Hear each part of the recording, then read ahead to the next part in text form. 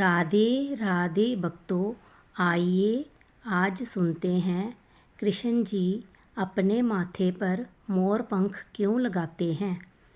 भगवान के माथे पर सजने वाले मोर पंख की एक दिलचस्प कथा है जिसका नाता उत्तराखंड से है।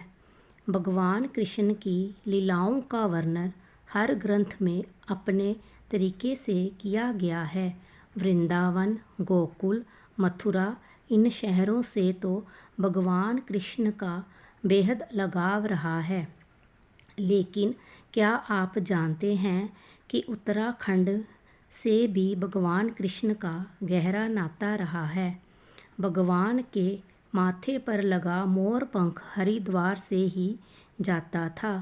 भगवान कृष्ण के माथे पर लगे मोर पंख का नाता उत्तराखंड के हरिद्वार से है। हम आपको बताते हैं, भगवान कृष्ण का जन्म द्वापर युग में हुआ था। कहा जाता है कि कृष्ण का जन्म रात तकरीबन 12 बजे वृष लगन में रोहिणी नक्षत्र था और सिंह राशि भी सूर्य था। जब भगवान कृष्ण का जन्म हुआ तो उनका नामकरण कराने के लिए कात्यायन ऋषि मौजूद रहे, जिन्होंने भगवान कृष्ण की कुंडली देखकर ये बताया कि उनकी कुंडली में सर्पदंश योग है, यानी जीवन में कभी न कभी उनको नाग से खतरा हो सकता है।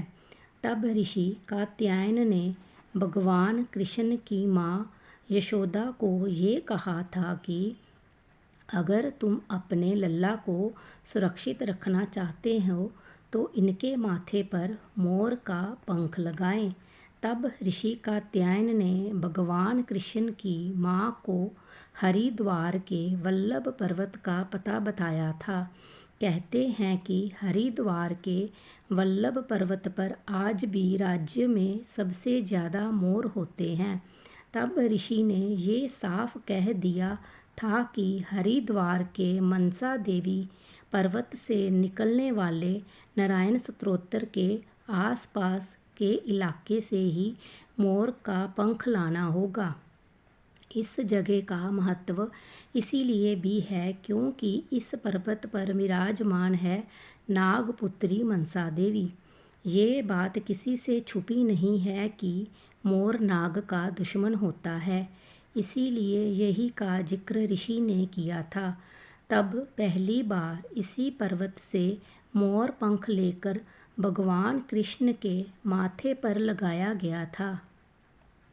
कहते हैं जब तक पृथ्वी पर भगवान कृष्ण रहे तब तक उनके लिए इसी पर्वत से मोर पंख भगवान लगाते थे। इस पर्वत को नाग पर्वत भी कहा जाता है। इस बात का वर्णन कलिका पुराण में भी आता है।